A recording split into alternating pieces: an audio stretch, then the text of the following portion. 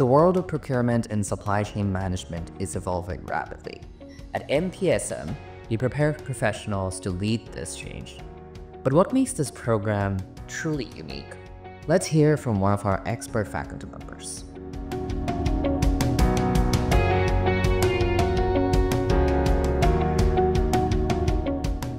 আমরা আসলে অভ্যস্ত ছিলাম অর্গানাইজেশন কেন্দ্রিক চিন্তাতে, যে একটা অর্গানাইজেশনকে কীভাবে প্রফিটেবল করা যায়, হ্যাঁ, তার সমস্যাগুলো কীভাবে আইডেন্টিফাই করা যায়। কিন্তু বর্তমানে যেই বিজনেস ওয়ার্ল্ড এত কম্পিটিটিভ, এখানে things doesn't work that way.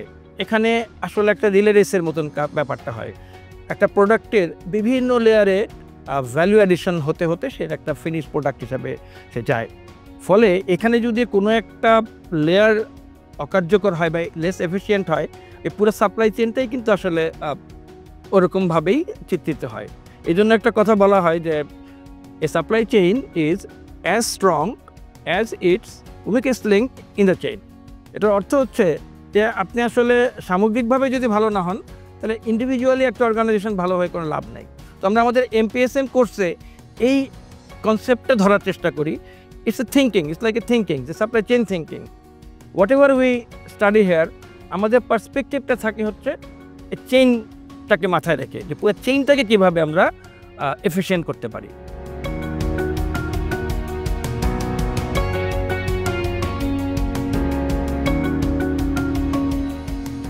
Supply চেইনটা আসলে একটা এভলিউশনের মধ্যে দিয়ে একসময় গিয়েছে এবং এখনও কিন্তু এটা এভাবেই আগাচ্ছে।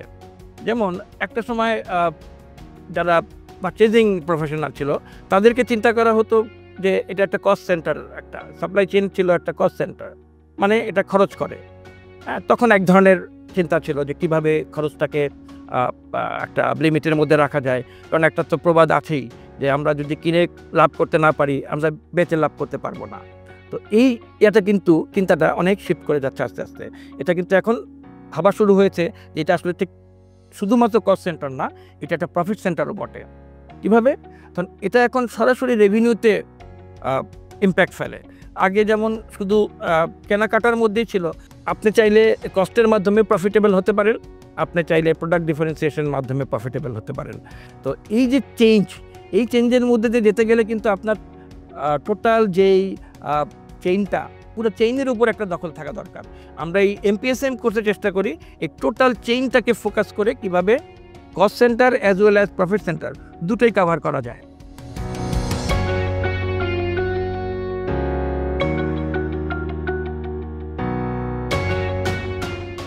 এই প্রফেশন তিনটে সেক্টরেই সমানভাবে ভ্যালিড, এটার প্রচুর অপরচুনিটি আছে।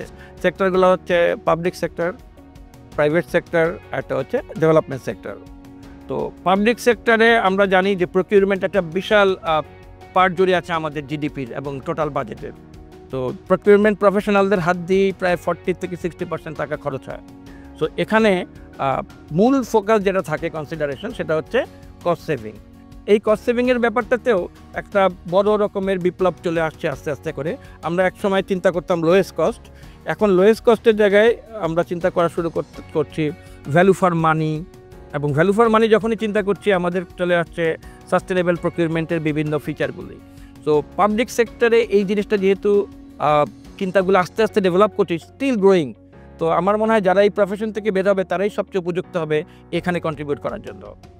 তো অ্যাট দ্য সেম টাইম আমরা যদি ডেভেলপমেন্ট সেক্টর চিন্তা করি, বিভিন্ন ডোনার এজেন্সি আছে, ডেভেলপমেন্ট পার্টনার আছে, তারা যখন ফান্ডিং করে তারাও কিন্তু এই সেম ভ্যালু ফর মানি, তারপরে তাদের টোটাল লাইফ কস্টিং, তারপরে আপনার সাস্টেনেবিলিটি ফিচার, এগুলো চিন্তা করে। আর লাস্টে আছে প্রাইভেট সেক্টর। প্রাইভেট সেক্টরের ফোকাসটা কিন্তু আবার একটু ডিফারেন্ট। ওরা প্রাইভেট সেক্টর মূলত প্রফিটেবিলিটিকে চিন্তা করে। তো প্রফিটেবিলিটির যেই প্রিন্সিপালগুলো আছে সেগুলোও এখানে অ্যাডিকুয়েটলি কভার করা হয়।